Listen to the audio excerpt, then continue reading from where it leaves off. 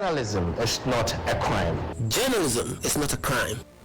Indeed, journalism is not a crime. We're coming to you live from our studios at Adisawe Kanda here in Accra. In Tamale, we're live on Kesmi 107.1 FM. If you can hear us in WA, it's on W93.5. Around the world, we're streaming live on 3news.com. Download the tuning app from the Google Play or Apple App Store and listen to us on the go. We're live on Facebook as well. The handle 3FM 927. Coming up this afternoon, Majority Leader Oseiche Mensah Buntu describes as an exercise in futility injunction application filed by members of the minority seeking to stop the implementation of the controversial e-levy. Also, we ask how realistic are the demands of organized labor to reject any agreement from government on their salary negotiations that fails to address current inflation numbers. We'll engage an economist on this.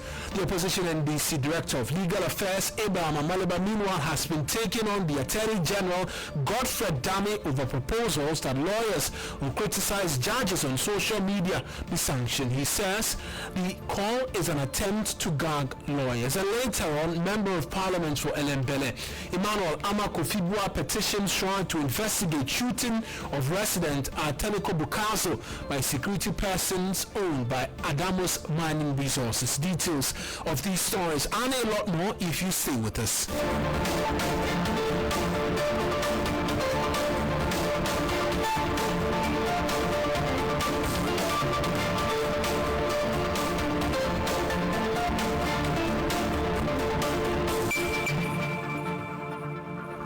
A pleasure that you could be a part of this afternoon's bulletin. I am Eric Mawuena Egbeta. Let's settle for the details. And the Majority Leader Oseiche Mensah Buntu has described the filing of an injunction application against the implementation of the controversial e-levy as an exercise in futility.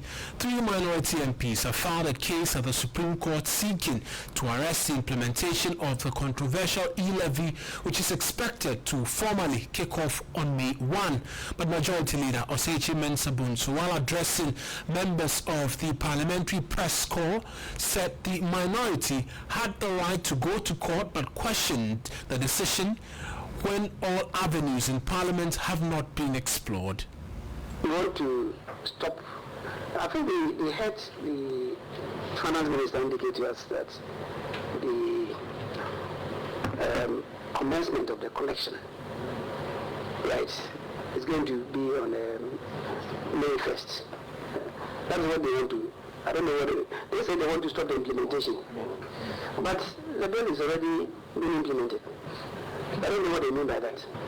Upon the assent of the President, a bill, if Parliament has not postponed the operation of the bill, immediately after the assent, it comes into operation. So if you fall foul to it, you can be prosecuted for falling foul to a bill that has been assented by the President. So this bill is in operation. The necessary structures are being put in place now. It doesn't mean that it's not being implemented. It's being implemented. If the minister tells you that the actual collection will start from 1st April, 1st May, and you think that it's not started, so you want to put impediments in the way before the commencement date. I don't know what the understanding of the commencement or the implementation of the bill is. So that is it. But I think that we are beholding some dangerous spectacle in Ghana. So that's the Majority Leader, Oseiche Mensah Buntu. Komla Tuche is our Parliamentary Affairs correspondent. He joins us via phone. Komla, interesting revelations or arguments being put there by the Majority Leader, but does he provide more basis for this reason? Because he says the processes in Parliament have not been fully exhausted by the minority just as yet. Well, I mean, if he says that in any organization, if there's any disagreement on the issue whatsoever, there are internal mechanisms that you would need to use to seek redress and all that. On the issue of going to court regarding the e-levy to injunct the implementation of it on the expected May 1 date for which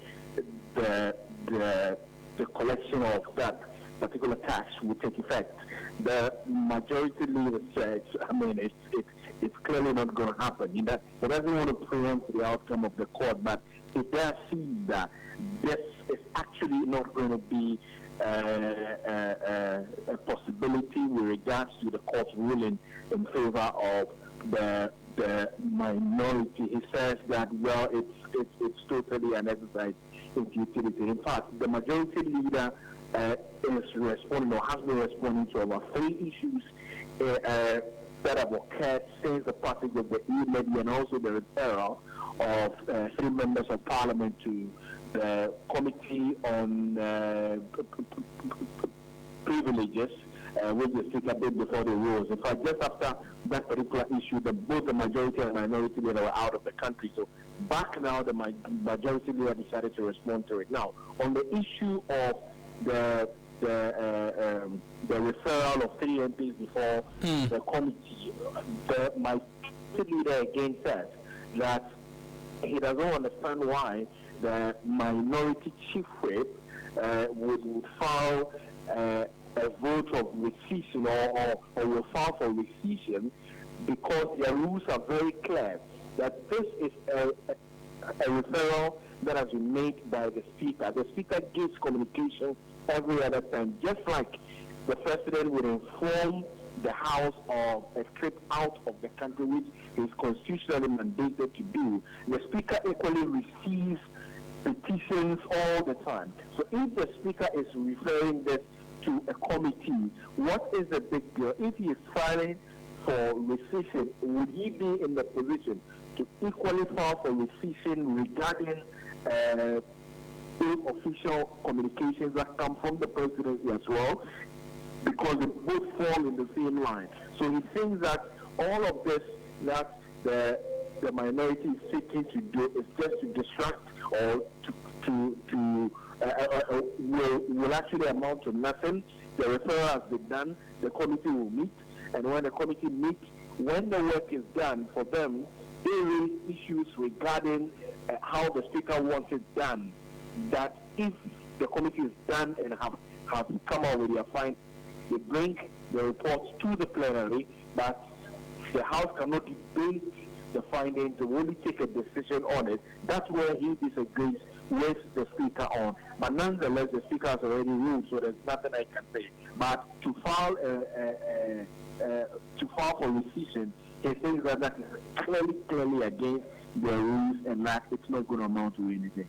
Right, then, many thanks. Komla Kluche, he's our Parliamentary Affairs correspondent, speaking to us first on the majority leader's comment on the injunction application filed by 3 minority MPs on the controversial e-levy, seeking to stop its implementation come the 1st of May, and also in reaction to the referral of 3 majority MPs, this time to the Privileges Committee over absenteeism. We know that the minority, they've raised concerns as well with the decision of the Speaker to refer the 3 MPs to the Privileges Committee. Let's move our attentions from this and do some matters relating to labor now, because the Trade Union Congress, TUC, we know they have served notice they will resist any attempt by government to use the ongoing Russia-Ukraine conflict and COVID-19 as excuse to deny them increases in their salaries.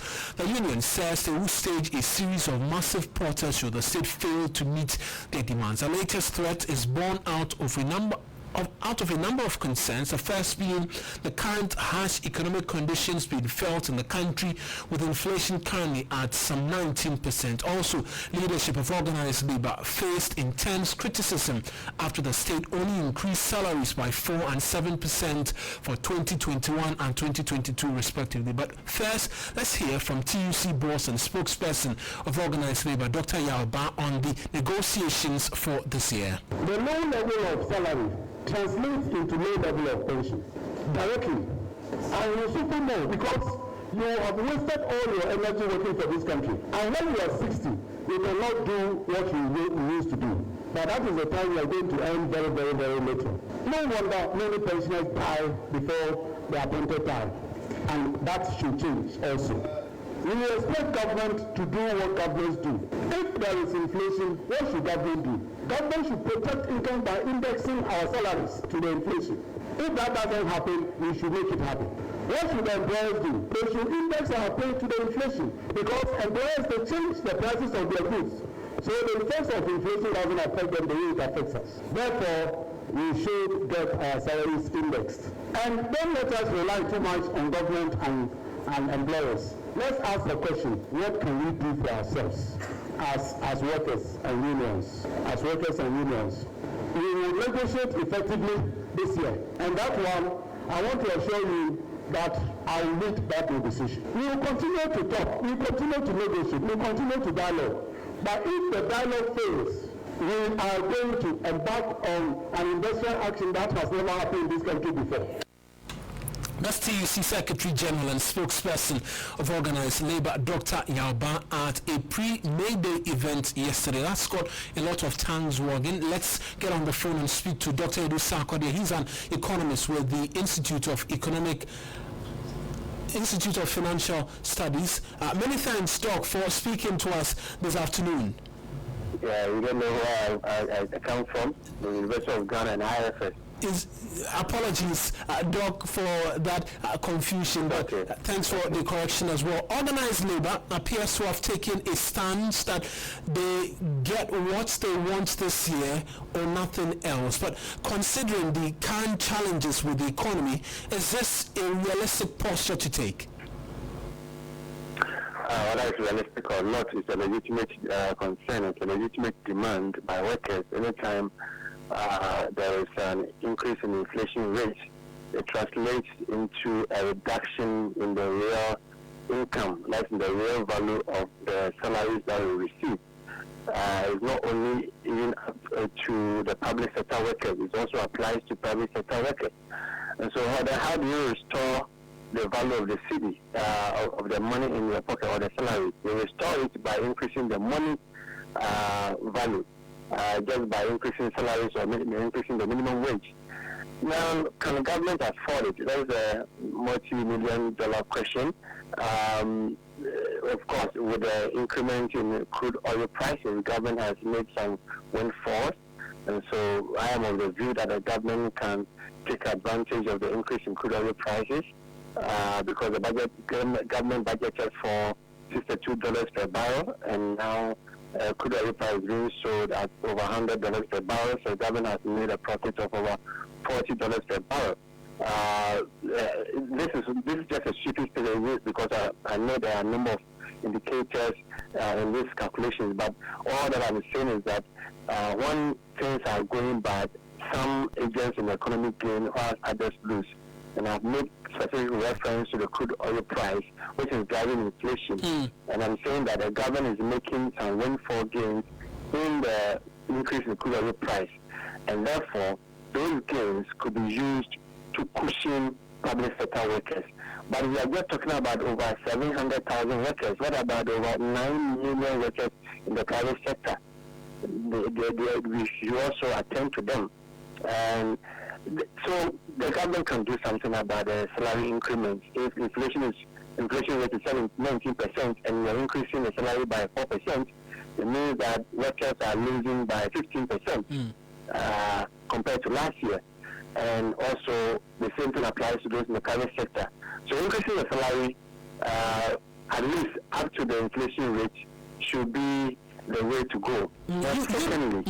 Secondly, the government, the employers can, take different strategies like, paying overtime or paying some allowances for extra work, going by the IGF, the internally generated funds. These are all strategies that employers can also use to shore up the salaries of their workers, because in simple microeconomics, you have the marginal product of labor should always be equal to the real wage. The marginal product of labor or the productivity must always be equal to real wage. So when the real wage is falling, then you expect the productivity to also fall, because then people be lackadaisical in carrying out their duties.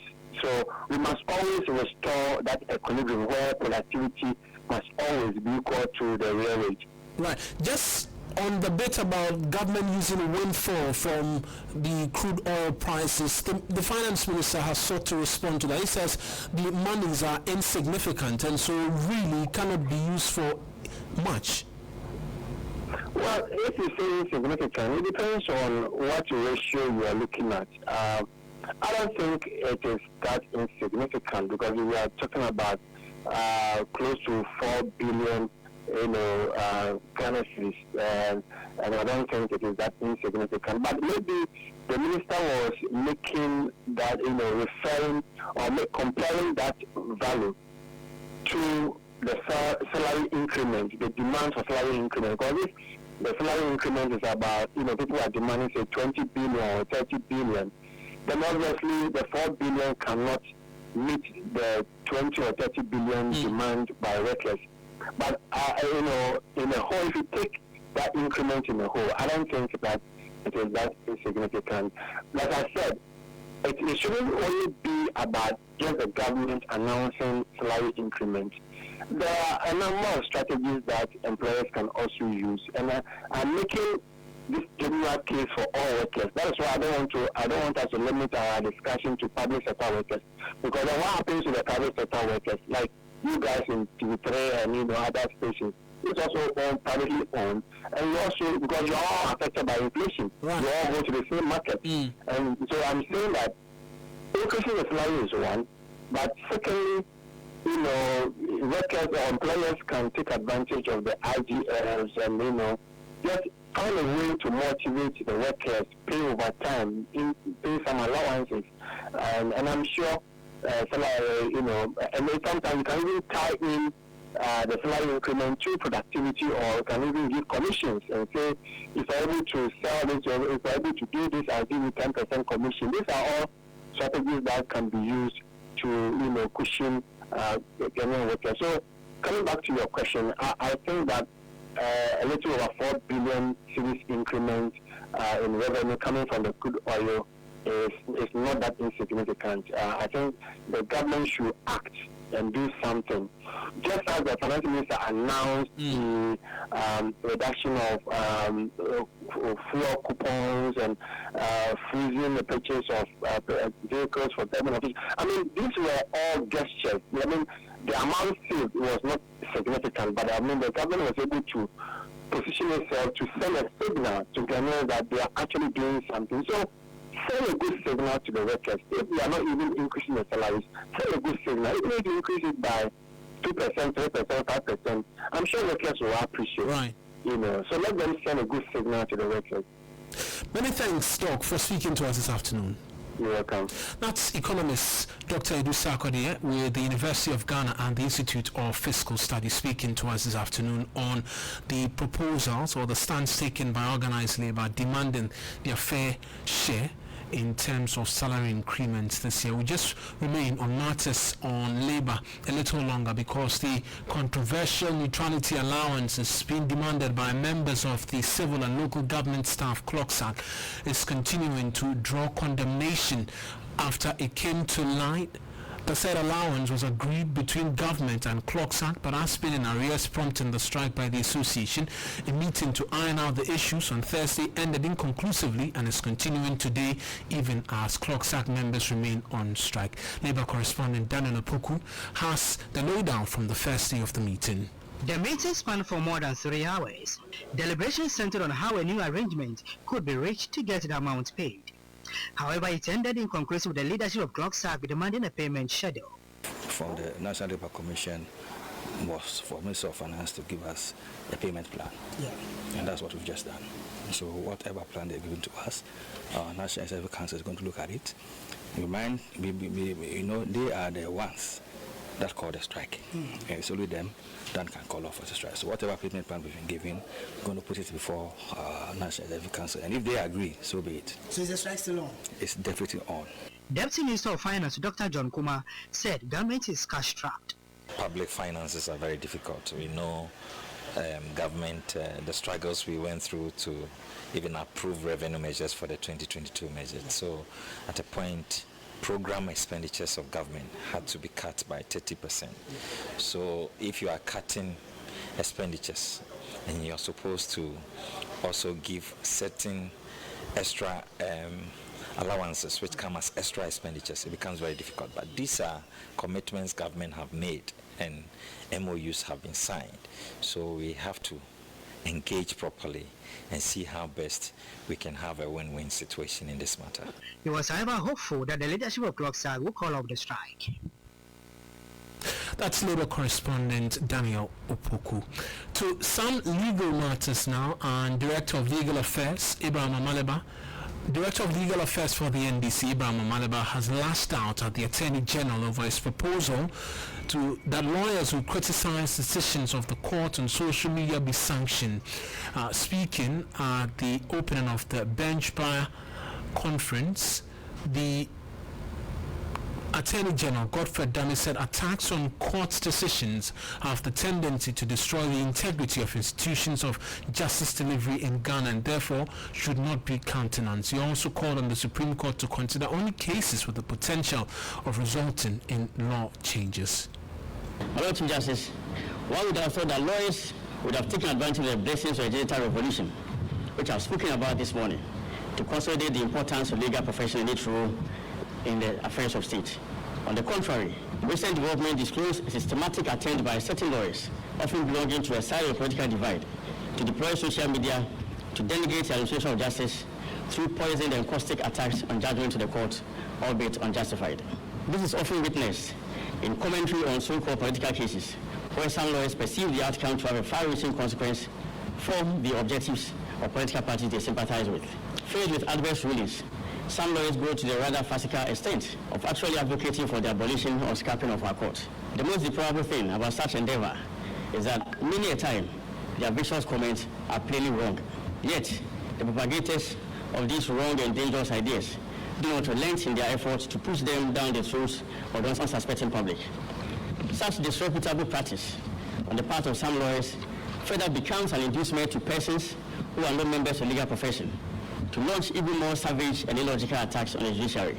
This conduct is clearly despicable, as it has the ultimate tendency to destroy the integrity of institutions of justice delivery in Ghana.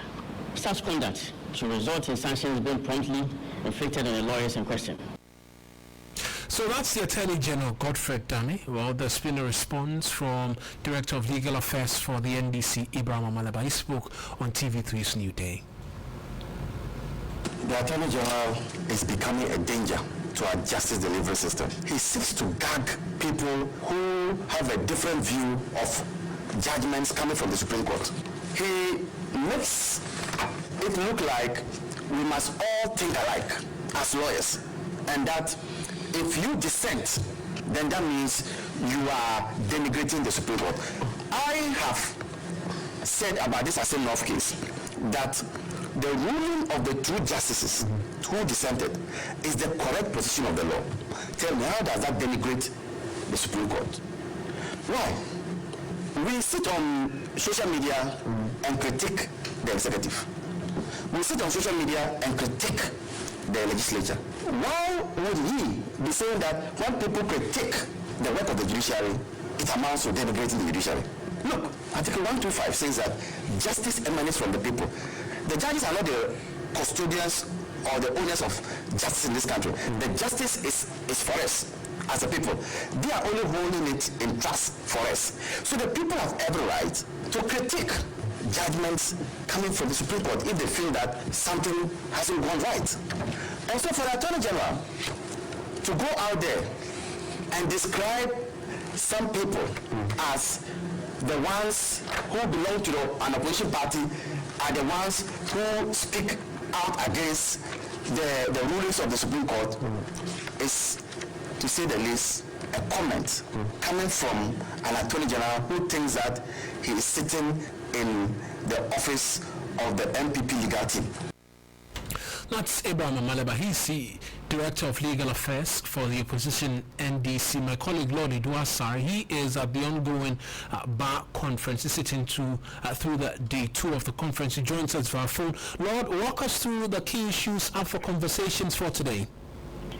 Okay, Marina. So today they've taken a practical aspect of lawyering, for want of a better word. Today, the two key things they've been looking at is working research, which is stress management for healthy learning, as well as managing temperaments in the legal profession. So within a few months, we've had a lot of cases at the various courts, the apex or the appeals court, and it's depending on the kind of cases which have been heard. And the mediators have noted that depending on the kinds of lawyers and then the judges hearing the cases, it either brought out the good in the lawyers or otherwise. And so there's a need to handle cases and handle themselves properly so that they can forge forward in the right way. So as far as temperament is concerned, they took the lawyers present to a temperament test for them to see the kind of temperament that they have, and then they were educated on types of temperament and how some judges' temperament, once the lawyer knows the temperament, they know how to approach certain judges hearing cases. Now, the speaker or the moderator who handled the temperament management was Abna Nchankwa Mensa, and she noted she used. Right, and that's my colleague Lord Iduasari providing details of day 2 of the ongoing bar conference. Let's switch our attention and do some politics now, because the Central Committee of the Convention People's Party, the CPP, has directed the chairperson of the party, Akosua Frimpong Sapon Kumankuma, to step aside. According to the committee, the current chairperson gained 43% of the total votes cast in their chairmanship elections of August 2020, which does not make her qualified for the position she occupies. In a statement, the Central Committee has resolved to conduct a round of election between Akosua Frimpong Sapon Kumankuma and the first runner-up, Comrade Hajia Hamdatu Ibrahim. The decision follows ongoing litigation over whether or not the chairperson was duly elected by Congress. As such, Vice Chairperson of the party, Onzi Kwame Nkrumah, is in court challenging Nana Frimpong Kumankuma's chairmanship. My colleague Dennis Wedam is joining me in studio with a statement issued by the Central Committee. Dennis, walk us through it. Well, so the Central Committee also makes some consequential orders, so to speak, to the effect that all decisions that were taken on appointment that was made by the elected, if I may put it that way, now challenged. You know, Comrade Frimpong Sapon Kumankuma was elected the leader of the party, and in that election she attained 43% and she was sworn in. Now the contention is that she ought to have made 50+1, or more than 50%. So now they've resolved to annul that election and have a runoff. It's only fair that all appointments that she's made or all decisions that she's made in a capacity she did not have be annulled. So we've made that order as well, that all decisions she made be annulled, all officers that she brought into office also be taken off while they conduct a fresh election between herself and the person who came up as the first runner-up. So essentially that's what it is, and there's also an ongoing court case. There's also been some allegations against her for some misuse of funds that were party funds, yes, before the 2020 election. That has also come up strongly, that she faces a disciplinary committee to be investigated. Right, pretty interesting that after 2 years exactly. But so this has been a running issue. The CPP hasn't had it cool after the 2020 election. It's been one issue after the other, leadership crisis, internal wranglings and all of that. But we're getting to a point where if all these things go through well, then there's going to be a finality. They'll get a legitimately elected leader and then they'll take it from there.